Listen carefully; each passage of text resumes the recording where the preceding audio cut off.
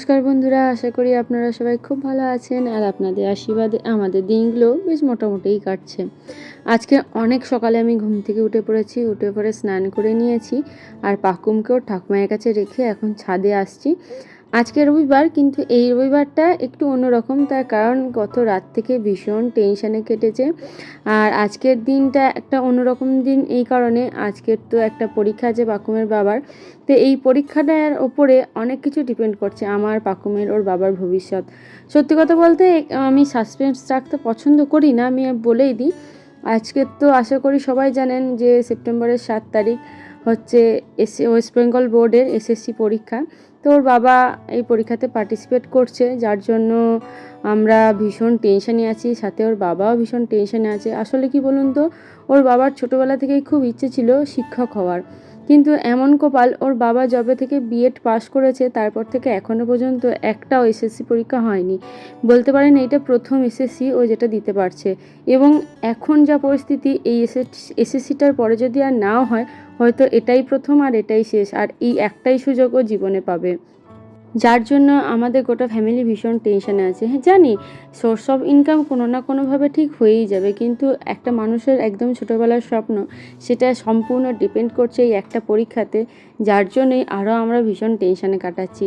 এমনকি আবার কালকে রাতে জানেন তো, পাকুম ঠিকঠাক করে ঘুমায়নি, খুব বদমাইশি করছিল, মানে ওই বারবার ঘুম থেকে উঠে পড়ছিল।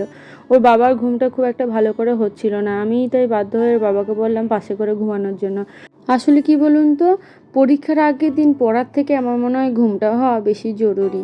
আর কালকে রাতে ওর খিদে লেগেছিল, ভালো করে ভাত খায়নি, দুধও গুলেছিলাম, দুধটাও পর্যন্ত খায়নি, আবার অথচ খিদেতে বারবার ঘুম থেকে উঠে পড়ছিল।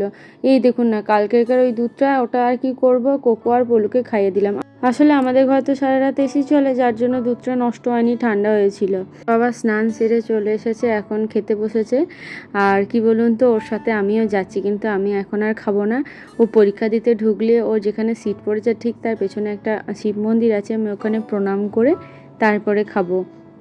আর মামনিরও মোটামুটি রান্না এগিয়ে গেছে, ওর বাবার জন্য ডাল, মাছ ভাজা, আলু সিদ্ধটা আগে করে দিয়েছে, আর এদিকে চিকেন আছে, আর সাথেও খানিকটা মাটনও এনেছে। দেখি ফিরে আসি, দেখি কী দিয়ে খাই। দেখুন রবিবার বলে বাজারও করেছে।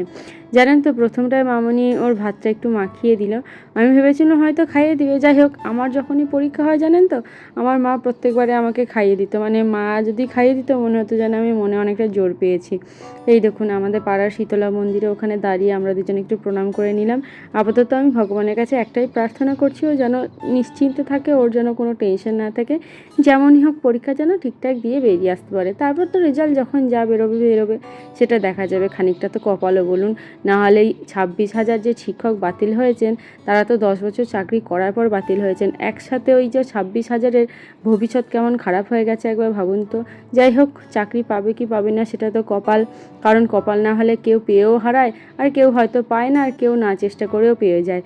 আপাতত একটাই টার্গেট, পরীক্ষাটা যেন ভালো মতো হয়ে যায়। তারপর চাকরি পাবে কি পারবে না সেটা তো এখন সুপ্রিম কোর্টের হাতে আর পর্ষদের হাতে। কিন্তু আমি চাই ও ওর 100%টা দিয়ে পরীক্ষা দিক, চাকরি হলো আর না হলো অন্তত সারা জীবন এটা রিগ্রেট করবে না। যদি আমি একটু বেশি ভালো করে চেষ্টা করতাম হয়তো হয়ে যেত। এই দেখুন, ও সেন্টারে চলে গেছিলো, তারপরে আমি না মন্দিরেই বসেছিলাম, কিন্তু এত টেনশন হচ্ছিলো সেই সময় আর ভিডিও করতে পারিনি, ভিডিও করিনি। তারপর ওর বাবা যখন বেরিয়ে আসে তখন যে আমি ফোনটা বার করে ওর রিয়াকশানটা ক্যাপচার করব সেটাও করা হয়নি। তারপর দুজনে মিলে হাঁটতে হাঁটতে গল্প করতে করতে বাড়ি চলে এলাম। এসে দেখছি পাকুমার বাবাকে অনেকক্ষণ পর পেয়ে বেশ খুশি। আমরাও এবার খেতে বসবো। আর সবথেকে ভালো হয়েছে কি জানেন তো, ওর বাবার এক্সামটা আমাদের হোম টাউনেরই একটা স্কুলে পড়েছিল, যার জন্য আমি ওর সাথে গিয়েছিলাম আর বাড়ি ফিরিনি, সারাটাক্ষণ ওখানেই বসেছিলাম। আসলে কি বলুন তো, আমার কেন জানি না মনে হয়েছিল আমার যে কোনো পরীক্ষা বা আমার যে কোনো ভাইটাল মোমেন্টেও সবসময় আমার পাশে ছিল, তাই আজকের দিনটা আমি ওর সাথেই থাকতে চেয়েছিলাম। আসলে কি বলুন তো, পরীক্ষার হলের বাইরে কেউ নিজের লোক থাকলে না মনের মধ্যে একটা অদম্য জোর আসে আর একটা ভরসা পাওয়া যায়।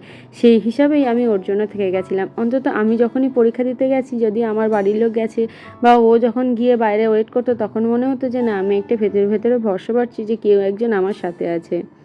এই দেখুন আমার একটা পার্সেল এসেছে, একটা সানস্ক্রিন অর্ডার করেছিলাম, সেইটারই বাক্সটা নিয়ে পাকুম কেমন টানা হেজরা করছে দেখুন। এই দেখুন ওটা পেলো না, লাস্টে আমার হেডফোনটা নিয়ে এখন মুখে ভরেছে।